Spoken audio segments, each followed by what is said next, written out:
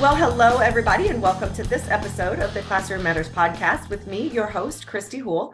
And today I am delighted to be talking with Matt Bardin. Now, Matt, I took a little snippet. Matt and I have been talking a little bit before the recording, and Matt, on his little bio, has stated that only 13% of American adults can read complex texts, and more than half read below a sixth grade level. Matt is on a mission to change that. With decades of experience as an educator and entrepreneur, Matt has become an expert in literacy education, test prep, and strategies for transforming adolescents into their highest achieving selves. Matt, welcome to the Classroom Matters podcast. Thank you so much for being with us. Good to be here. All right, so I'm really excited about this topic, and I know that and excited in a way that there's so much work that needs to be done. And I'm really hoping that over this next 30, 40 minutes, you are able to really give our listeners an idea of not only the trouble that we really kind of are in and what we can do to potentially change paths on that trajectory. So if you wouldn't mind, start by just giving our audience a little background about yourself, how you got on this journey to help with the literacy crisis, and your background in education. Sure. So first of all, thanks so much for having me on your show, Kristy. I really appreciate the opportunity.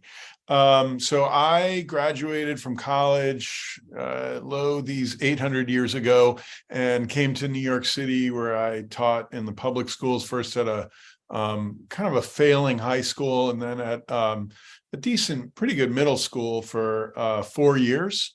And ever since then, I've been in tutoring and ed tech. And one of the main things I realized, mainly in tutoring in the classroom, I think it's so hard because, we've all experienced that. I don't know, if you taught secondary school, it's a very different experience because the kids change every 37 or 45 or even every 90 minutes, right? So you're dealing with a lot more kids, and the kids in the front row have their hand up and they're great, and the kids in the middle row, not so much, and the kids in the back row, you're pulling your hair out. You can see me on the video here, and you can see how that affected me personally, which is very dramatically. But then working one-on-one with kids is a real privilege, and you get to see what's really going on. And it took me a while to really latch on to this, but I realized, hey, they can't read. It's not that they can't read. Everybody can read eventually. And I do think the work that's being done in, the science of reading and really changing the approach and making sure younger children get the phonics is crucial to this trajectory. But my interest is more not where you start, but where you end up, because the numbers just get worse and worse as you go through K-12. And even though we have about 30% of American adults graduating from a 4-year college, only, you said it right, 13%, and that's a statistic from a huge national study. It was conducted 20 years ago, but there's no reason to think anything has changed. Mm-hmm. And that's 13% of adults in our country read at or above adult proficiency. So complex texts, yes, but it's really a lot of the things that those of us who are readers, who are in that 13%, love reading, but really it's not accessible to most people. So as a tutor and doing a lot of test prep, I figured out, hey, you want to raise your score? Well, if you start to love reading like I do, the test becomes pretty easy. And it also makes school and so many of the things that you're going to try to learn just accessible, and right now they're not. You said that the statistics that you were sharing were from however many years ago. So that leads me to the question of, do you think that things are getting worse? Are we on a decline? Do we see that they're getting better? I mean, I was in elementary school, middle school, high school a long time ago, 20, 30 years ago. And maybe it was on the decline then, and I just didn't realize it because I was the kid sitting in the desk and I didn't know it was that bad, that people could, didn't have the ability. And I love the fact that you said people can, it's not that people can't read, because everyone can read. They just maybe don't have the ability or the access or those types of things. So I love the fact that you said that. Or do you think that it's gotten progressively worse? Because we hear about all these wonderful reading strategies and curriculum developments and professional developments and all these things that school districts are supposed to be doing. Is it getting better? No. So, I mean, it was getting better on the elementary level, actually, and the pandemic seems to have set us back a little bit. I don't focus on that. I focus on the middle and high school numbers and then the adult numbers, because again, I'm convinced that's what actually matters. Mm-hmm. And a big mistake people make, I want to say on the positive side, is, while I do agree that science of reading, phonics, getting kids sounding out and decoding well is absolutely essential for reading. Like if you think of reading, what is reading, right? The first step is you have to take the words off the page and make them into sounds in your brain. That's what your brain does. And then you have to know what those sounds mean. So if I use a word you don't know, or a context, if I start talking about, ice hockey, and you're from, Australia, and you don't have never heard of ice hockey, you're not going to understand what I'm talking about, right? But if you know what the words mean and you sound them out correctly, decoding, the next step on top of that is not comprehension. The next step on top of that is what we call conscious reading. And conscious reading is really what I'm convinced is at the heart of all this, because it's what most people are not doing. So what I see most adolescents doing is they're reading, but only maybe 20, 30, even 70% of the words are really landing in the brain. So what conscious reading for us involves two steps. It's zinking and tracking. Zinking is obviously a word that I invented because there's no word for this. Teachers say make the movie, and that's certainly part of it, and it's a step in the right direction. But how do you make the movie for a word or a phrase that's not visual? So conscious reading starts with zinking. It has two parts. There are the words that are sensory, right? Like if I say the snow is falling outside, your brain immediately imagines snow falling. You have even a sensation of cold, maybe. It's physical, sensory. We get that. But if I say, I'm a fan of conscious capitalism. What is conscious capitalism? Can you make the movie of that?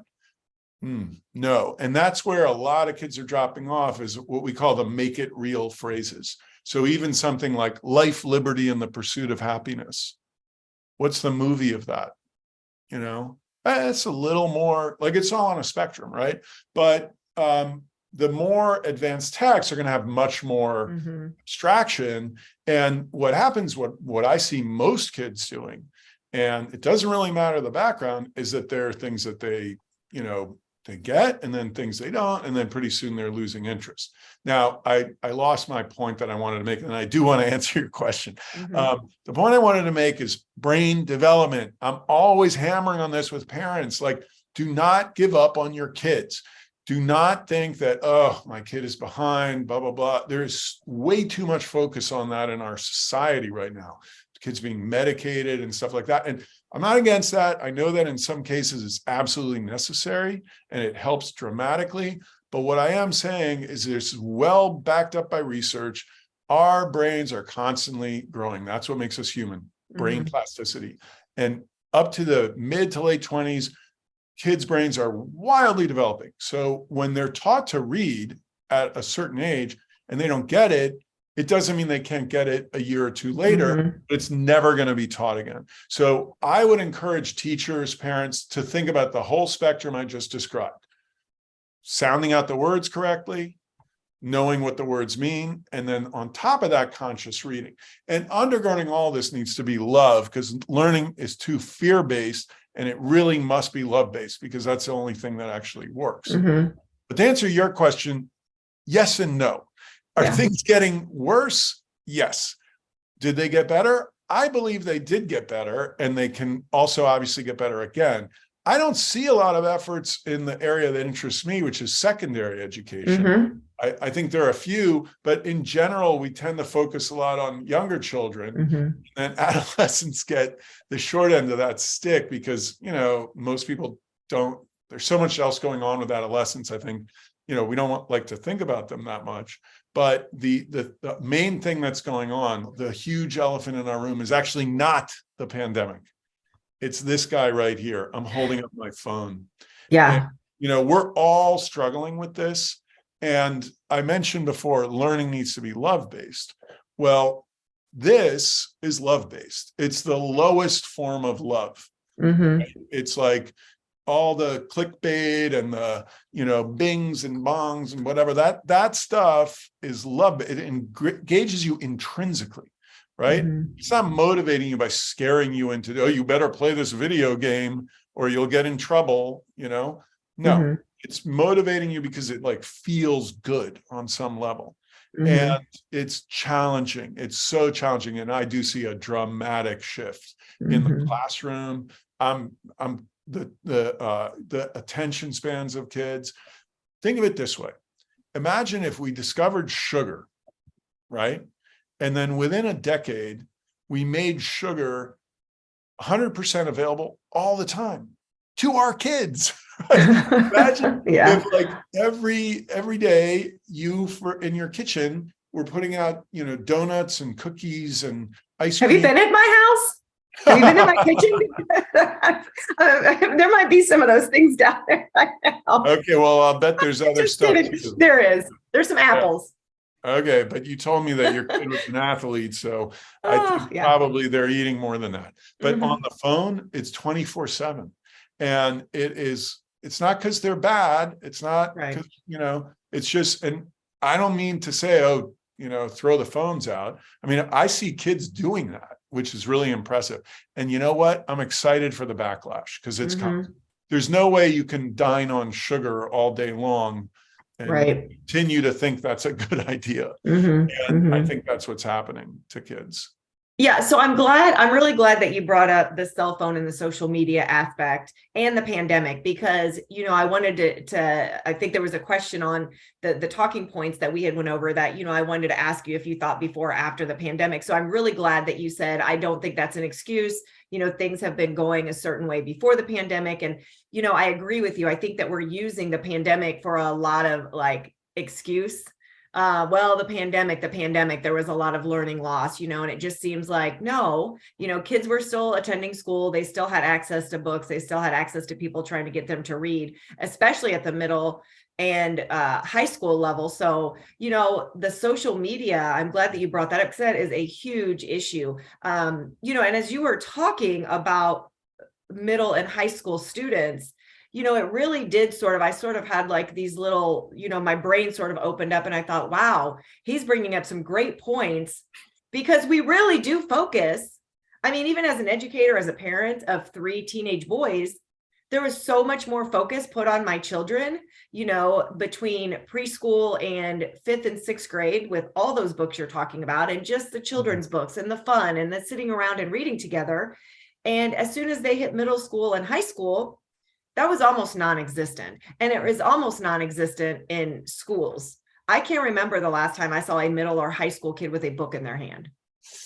Yeah, I see that a lot too. And I do see that change that, some schools still assign books, but I feel like, I don't know, what are people in such a rush to do? Well, do you think that's part of the problem? I'm glad that you said that. Do you think that for the older students, they've kind of forgotten about the importance of reading? They've kind of forgotten about, okay, we're not concerned now. There's nothing we can do about whether these kids can or can't read because we don't have time to make sure that they can read because we have all this other curriculum that we have to get through. And so we're constantly shoving other things and curriculum down their throat for whether it's a test score or graduation or just to get through it. And we don't even know if they can read. Most of them probably can't, like you said. So why are we in such a rush to get through things when the majority of our adolescents can't do the basics? I think I think part of it is that genuinely people are so unaware of this problem, like the 13% number. Every time I tell an adult that number, they're shocked, they're astounded. Although it explains so much. If you ever try to hire people and the resumes you get, like most people, and we gotta fix this because we're a service economy now. Like, and in some ways, the math numbers are even worse. But I think that's much less important because, there are a lot of high-paying jobs that you need the math skills for, but there are even more where you need the language skills. But why? I think part of it is also grade inflation and, wanting kids to do well and being kind of mystified why they're not. At the same time, what happened with books is, Spark Notes and all that came online and kids weren't really reading the books anyway. So I think there's a sense, maybe I'm speculating, I don't really know, that maybe there's a sense that, it's more effective if you give them shorter things to read. Let's just read this article or this short story. And what happens is, in the interest of having a successful classroom, you want to make kids succeed. Any great teacher would want to do that. But if you don't have a way to actually successfully upgrade their reading level,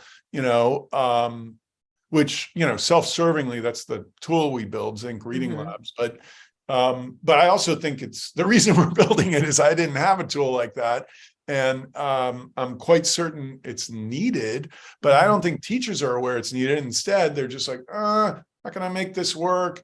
If I give them the book to read, half the kids don't read it. It ruins my class. Like, intuitively, you're going to say, okay, let's just read this short story in class. Or, I don't know. I don't know what the question is. And I think that's a great example because, I was just in a high school classroom a couple of weeks ago, and they were reading a book. The classroom was reading a book together. All the students had their copy of the book. And when it came time for them to read excerpts out of this book, the teacher started by reading an excerpt. And then, of course, he did the ultimate, thing, which was, who wants to read next?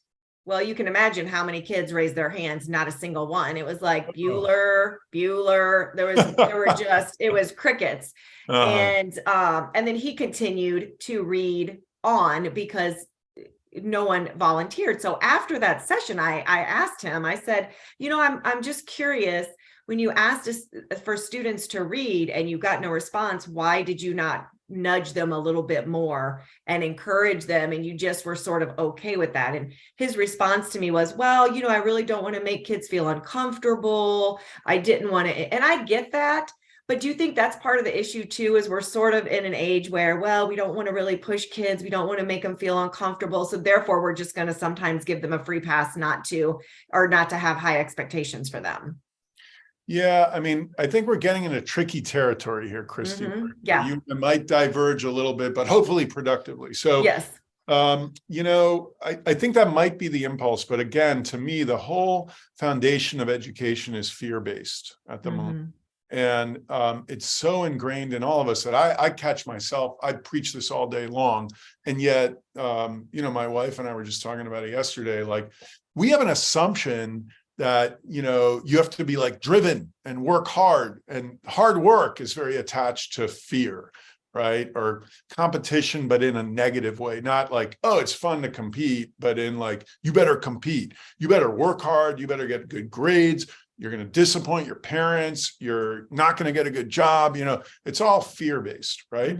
That is a great system for just about no one. I don't know anyone who really benefited from that. And you know what? There's all this research now that people actually just feel good about themselves, do much better. Like, if you feel positively about what you're doing, you do better. And that's what I'm saying about the gaming and all that. Like, it's like the lowest form of positivity.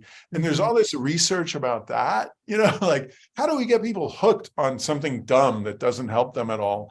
And it works, like it's engaging the lizard brain or whatever. But what I'm saying in education, we got to get away from rigor and effort being like bad and hard and tough. You have to be tough. And more like rigor and effort are good. You have to love rigor and effort. Like, grades are part of the whole fear-based system. And I think as a teacher, I was like, I don't know, what else to do. And it certainly motivated me as a kid. But it just doesn't work, you know? It doesn't Yeah. work. Like it only works in this kind of superficial way, whereas all this gaming and stuff that addicts you, and that can work for effort. It can work for reading. It can even work for math, that like you can find the pleasure and the joy in working hard at it. Right. And that is a totally different mindset. And I have my own little niches that I'm focused on within this, that I'm working hard at and I'm excited about. And I'm also hopeful that this is going to come home for people and they're going to be like, oh yeah, that's what we got to do. There's just, like you want that for your kids, right? Yes. Like, yes. that's what we want. We want a love-based system. You want a love-based life. Like, you're clearly really excited about what you do. It's maybe it's your job, it's your livelihood too, but you wouldn't be good at it unless you actually enjoyed it, cared about it, Yeah. So that's what our kids all have to sort out. And somehow we try to do that on a foundation of just like fear, intimidation, which really knocks most kids down. Yeah. No, and I think that's it's a wonderful point. And the folks that are listening are teachers and parents and administrators and superintendents. And so I think that this is really relevant for them to, even if they feel like, okay, I work in a big system. Yeah. Everything that Matt is saying is making perfect sense. Yes. I can see people listening to this nodding their head saying, yes, he's absolutely right. But how can I make that positive change with my middle schoolers and high schoolers? What are some things, the theory sounds great. The ideas are right on. The statistics are sort of mind blowing and disheartening. But as folks are listening, they're saying, yes, Matt, I get it. You're right. We agree with you. But what do I do being this one little teacher in my 9 through 12 English class when my kids come in and I realize that half of them can't read, but I have to get through the curriculum? Yeah. Well, I have a couple answers for that. First of all, thank you for saying it like that. I know that so many of your listeners, like you, like me, like, why do we get into teaching? We care, we want to help. Like, there's something very pure and beautiful about what makes us want to be educators. And I am saying this love-based, fear-based stuff just because I observe it and I really believe it to be true. I'm pretty confident that it's like kind of foundational. So I'm not trying to suggest this is the solution for everything. Having said that, if you orient yourself that way and you start like seeing the world that way, first of all, as a parent, I hope that you come away from this conversation, and when you start to think about what's going on for your kids, you start to add that filter of fear-based versus love-based. You maybe talk with them about it. You try to engage them because, of course, they want to be love-based. So does everybody, right? As an admin or a teacher, I would just encourage you to think about what are you doing that actually feels like it might have a chance of engaging kids in a love-based way. And there are lots of things. There's project-based learning. There's, there are lots of efforts out there that are happening. At the same time, we have data that is the king of everything right now. And I love data. I'm a test prep tutor and I love getting results, and I love my students getting results. You just mentioned test prep. So I want to talk about the things that you're offering as far as test prep and the other organizations that you're involved with, that you work with, and that you lead, because I think it's important. And this is a great time to say resources for parents, resources for teachers. That's the whole point of this. So let's talk a little bit about that. The big thing that Zinc Reading Labs is building is a tool that is a comprehensive tool, mainly focused for secondary English teachers, so 6 through 12, but anyone could use it. You could use it. If you wanted to, advance your reading or just even challenge your reading. I see reading as a workout, but anyway, Zinc Learning Labs, the key tool in that is called Ignition. And the idea is that it presents the zinking and tracking. You log on, you do a level placement, you get a series of increasingly challenging short passages, that place you on a level. And then we walk you through a kind of level up game where you're doing these short passages that focus on each individual skill. And these are the skills of successful readers.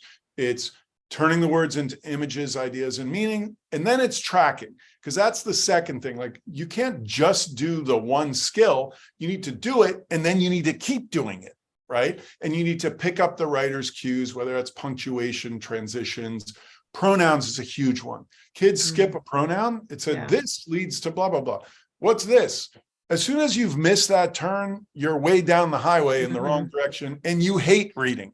So these tools, there's a presenter asking you questions, you're interacting with the text, and it's inculcating these skills. It's something that needs to be done over 2 to 4 or 5 weeks. A little bit at a time. You can't sit for 4 hours and do the whole thing, but that's how long it takes in total, 3 to 5 hours, and it installs conscious reading in your brain. So that is a product that we're selling. It's in a lot of schools right now, middle and high schools all across mainly the United States. There are homeschoolers using it as well. We also have a robust vocabulary tool, which is also important, learning those tier 2 vocabulary words. So that comes with a package. We are also rolling out a test prep focused version of this spring. So for any admin who's listening who wants to get in on the pilot, we are looking for a few more schools to try it out and give us feedback. But we think it's a pretty exciting program, because what we've discovered is just making you a reader doesn't necessarily improve your test scores. Because kids get on a test, they don't read the passage.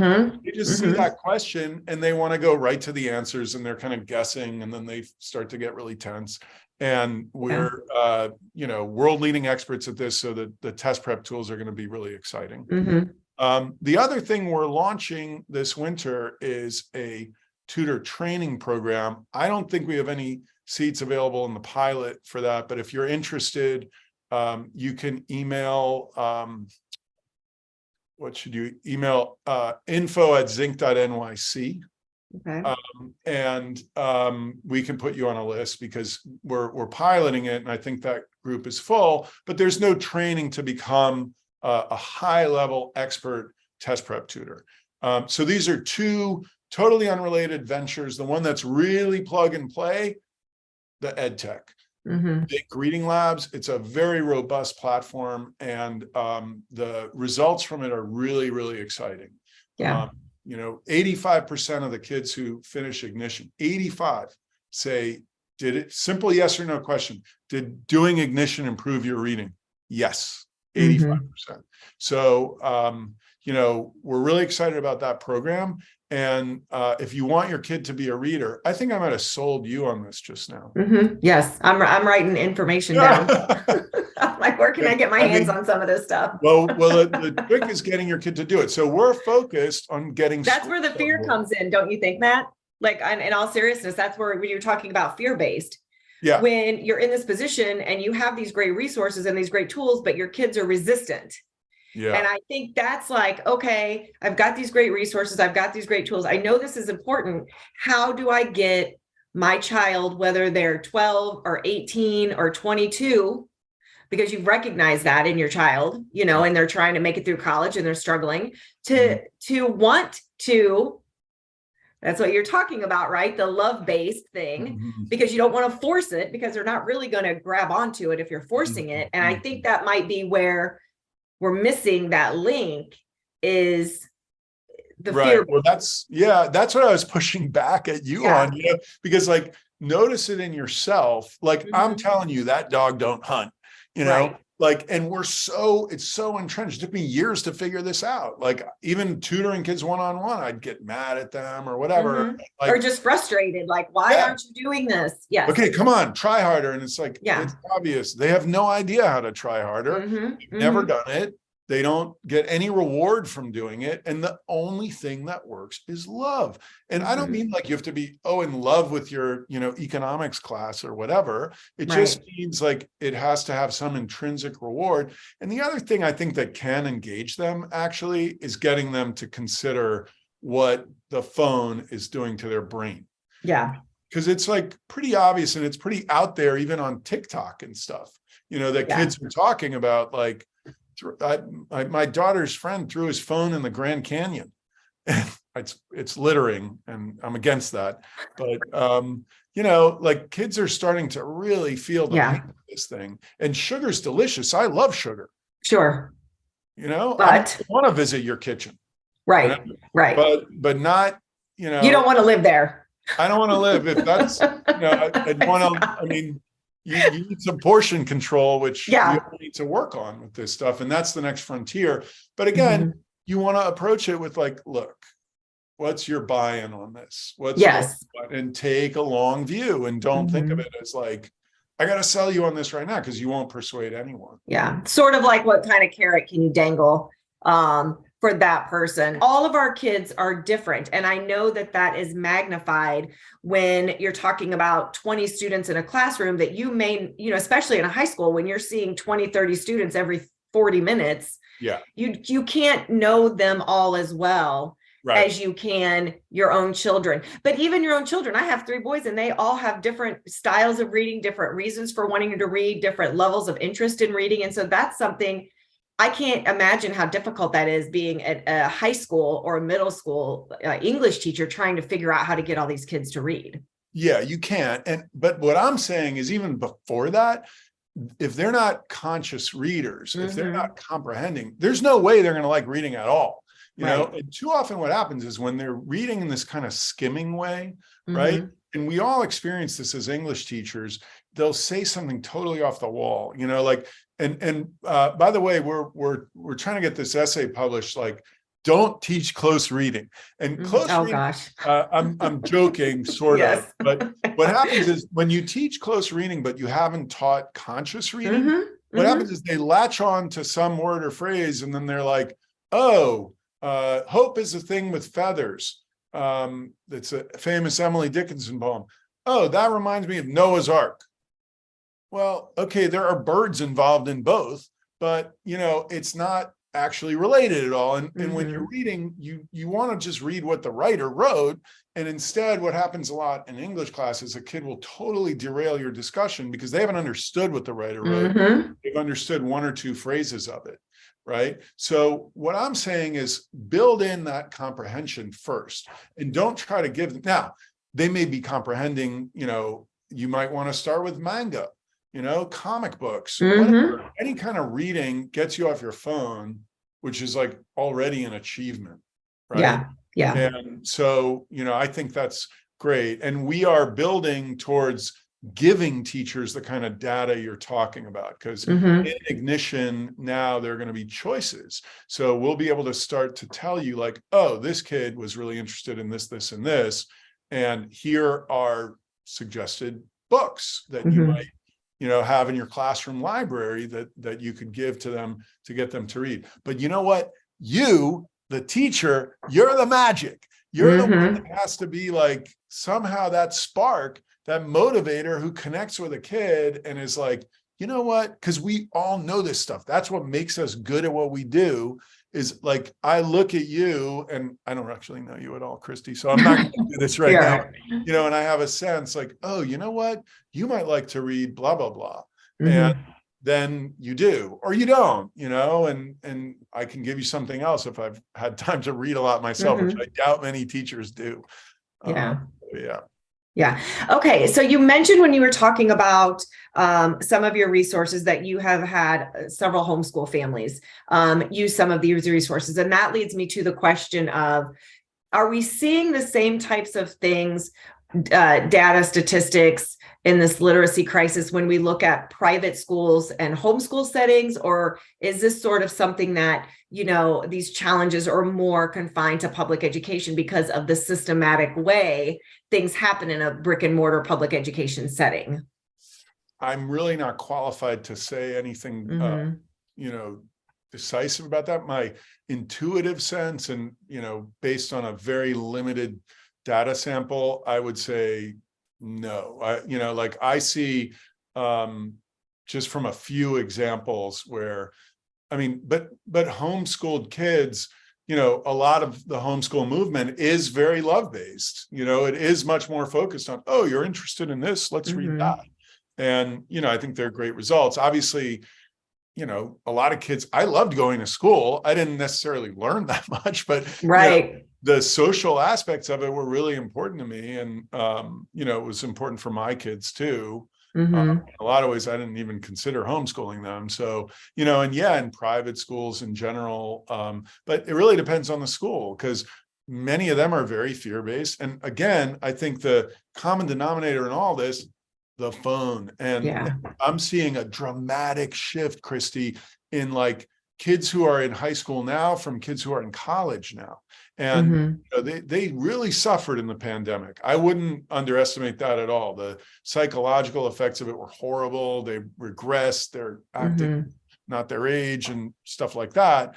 But the difference in the kids who grew up on Instagram versus Facebook versus TikTok is really dramatic in terms of, I don't know, just their attention span and their learning. So I think that would be true of a homeschooled kid or a private school kid or whatever.